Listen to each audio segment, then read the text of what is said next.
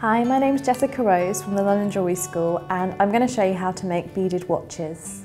So to make your beaded watch, you're going to need some flat nose pliers, some side cutters, some chain nose pliers, a reel of nylon wire, a watch face, and I've got some 7mm jump rings, a silver plated clasp, and some silver plated crimp beads, and finally some beads to decorate your watch band with. So to start with, I'm just going to take length of nylon wire. I'm going to take approximately 50 centimetres. It's always best to have too much than too little because you can always cut it off.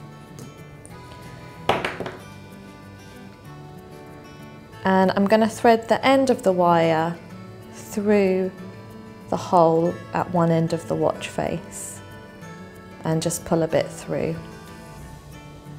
Now take a crimp bead and thread it on to the long end of your wire.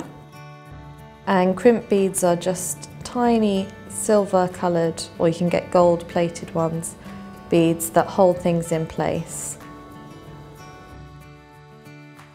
So I'm just going to thread it all the way down.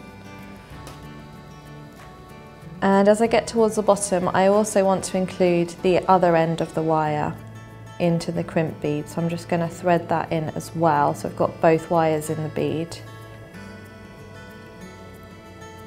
And just pull it all the way down to trap the end of the watch face into the wire. Now to hold the crimp in place, I'm going to take my chain nose pliers and just push on the bead firmly once to squash it.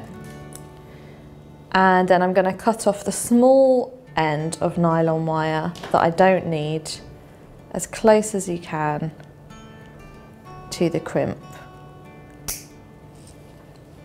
So now I've just got one length of nylon wire attached to the end of my watch face, and I can start threading on my beads. So for this watch I'm just using one strand, but you can use multiple strands. And if you're going to do that, then you just need to add them on before this stage.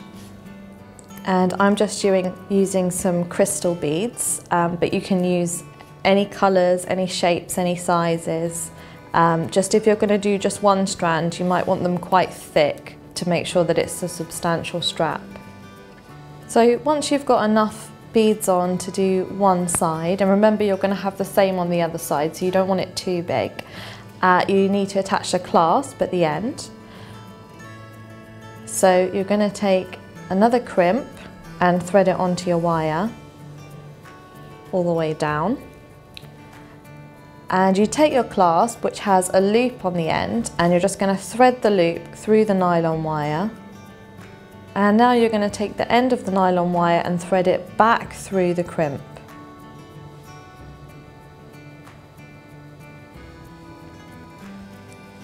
And that will just trap your clasp in place at the top. And again, to close the crimp, simply take your chain nose pliers and gently squeeze. And I'm going to cut off the excess wire with my side cutters.